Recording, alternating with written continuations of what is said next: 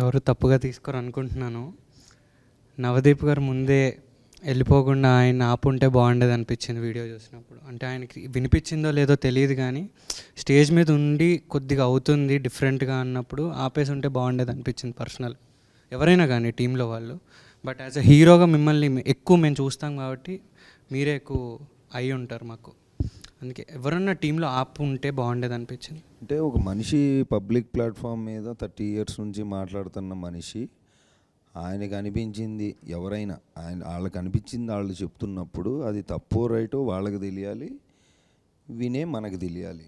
వాళ్ళ పర్స్పెక్టివ్ వాళ్ళకు ఉంటుంది, వినేవాడికి ఉంటుంది, అందరికీ ఉంటుంది. ఇప్పుడు నీ మాటని నువ్వు మాట్లాడుతుంటే నేను వెళ్ళి అడ్డు ఆపి నువ్వు తప్పు అని చెప్పడానికి నేనెవరిని? నీకు పర్సనల్గా నేనంటే ఇంట్రెస్టో లేదా మావాడు అనకపోవడం నాకు నచ్చలేదు అనే నీ ఎమోషన్ నేను అర్థం చేసుకోగలుగుతా. కానీ ఇప్పుడు క్లాస్లో ఉన్నావు నువ్వు, ఫర్ ఎగ్జాంపుల్ మీ టీచర్ ఏదో చెప్తుంటే ఒక పక్కన స్టూడెంట్ ఎవరో ఎక్కువగా మాట్లాడాడు, నువ్వు వెళ్ళి వాడిని ఆపుతావా? నువ్వు విని అసలు నీ నీ నీ పాయింట్ ఏంటో నువ్వు చూస్తావా అనేది ఉంటుంది కదా ఒకటి. ప్లస్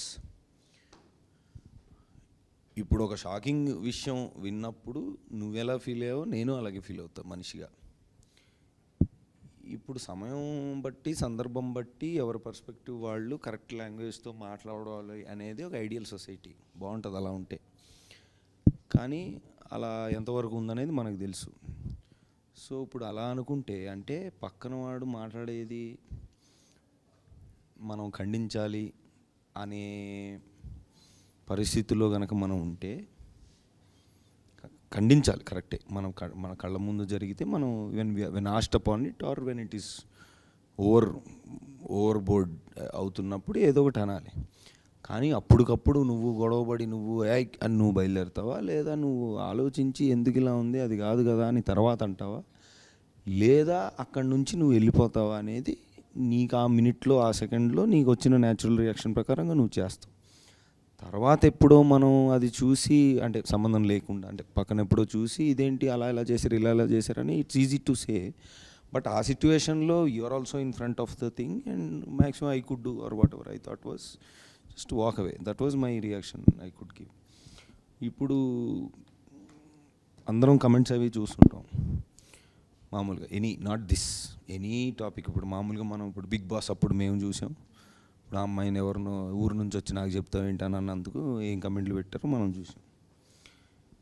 ఇప్పుడు రెస్పాన్సిబిలిటీ అనేది పబ్లిక్లో ఒక మాట అనడం అనేది యాక్టర్స్ వరకు మాత్రమేనా?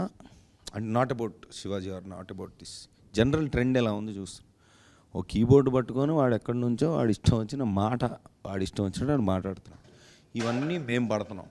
But yes I think as a whole everybody, not just actors, not just common man students, ఎవరైనా పబ్లిక్లో మనం కనబడట్లేదు కదా అని ఇష్టం వచ్చినట్టు మాట్లాడకూడదు, కనిపిస్తున్నాం కదా అని కూడా ఇష్టం వచ్చినట్టు మాట్లాడకూడదు. ఎవరైనా కొంచెం జాగ్రత్తగానే మాట్లాడాలి. But the responsibility should be shared equally I believe. ఆయన అక్కడ ఆ మాట్లాడంటే కామన్ మ్యాన్ వెనకాల కెమెరా ముందు నుంచి విజిల్స్ చప్పట్లు కొట్టారు, మరి వాళ్ళని ఏం చేయాలి మరి? సో ఏంటంటే ఒక మాట వినంగానే దాని ఇంపాక్టు వినంగానే, అంటే ఇప్పుడు మీమ్స్ తోటి వచ్చిన problem, not memes I mean saying usual ఒరే బంటే అని మనం వింటున్నాం, ఒరే అదేంటది పావుదేదో వింటున్నాం. సో ఈ వైరాలిటీలో ఏమైపోయిందంటే ఒక మాట ఒక సరదాగా పదే మనం విన్నప్పుడు అది కామెడీయా సరదానా ఏంటనేది మనకు తెలియట్లే. ఇప్పుడు అది ఎందులో ఇప్పుడు అది ఎక్కడో స్టార్ట్ అయింది, సామాన్లు బాగుండాలని ఏదో స్టార్ట్ అయింది. ఇప్పుడు వాడు ఏం ఉద్దేశించి అన్నాడనేది మనకి తెలుసు.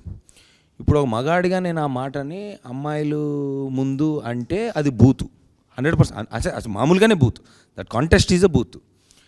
ఇప్పుడు బయట మాట్లాడుకుందాం మనం, అమ్మాయిలు ఉన్నప్పుడు 4 ఇడ్లీలు 2 దోశలు తీసుకొస్తే ఏమున్నాయంటే ఐటమ్స్ అంటే సామాన్లు బాగున్నాయా అని వాళ్ళు అనుకొని కూడా జోకులుగా మాట్లాడుకుంటున్నారు బయట, right? If you take it out of it's a ఇంత అంటే ప్రతిదానికి ఒక పర్స్పెక్టివ్ ఒక సందర్భం ఏదో ఉంటుంది. నాకు తెలిసి ఈ టేబుల్ మీద ఉన్న వాళ్ళందరూ ఆ మాట వాడే ఉంటారుగా కామెడీగా, అంటే అమ్మాయిల్ని ఉద్దేశించి కాదు, ఏదో కాంటెక్స్ట్లో. I'm not saying it is right, this is wrong. Saying ఈ వైరాలిటీలో ఏ వర్డ్కి ఏ మీనింగ్ ఉంది, ఏ పర్స్పెక్టివ్తో అంటున్నావు, ఎందుకు సినిమాని చూసి వచ్చి సినిమాలో సామాన్లు బాగుంది అంటే I don't know like not just this any other perspective also. So అదొక విచిత్రమైన సిచ్యువేషన్లో ఉన్నామని నా ఫీలింగ్. దండోరా అన్న నేమ్, ఈ టైటిల్ ఎందుకు పెట్టాలనిపించింది, ఎలా చూస్ చేసుకున్నారు? Good question.